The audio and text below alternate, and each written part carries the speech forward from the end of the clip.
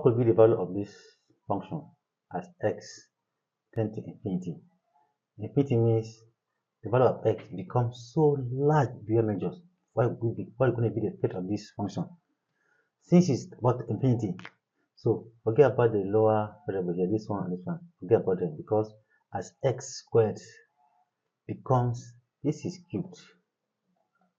As x becomes larger, this one will not come close to it. So it's just forget about them.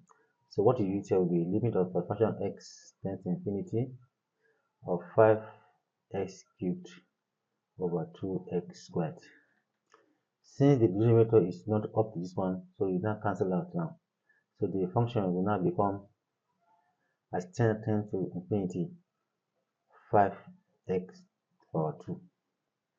So as x becomes so large, let's say 30 billion or 30 trillion, is so large, and you multiply by 5 over 2, that means it will just bigger than what you imagine. That means it will still tend to infinity. That is it. Think about it and drop the answer in the comment section.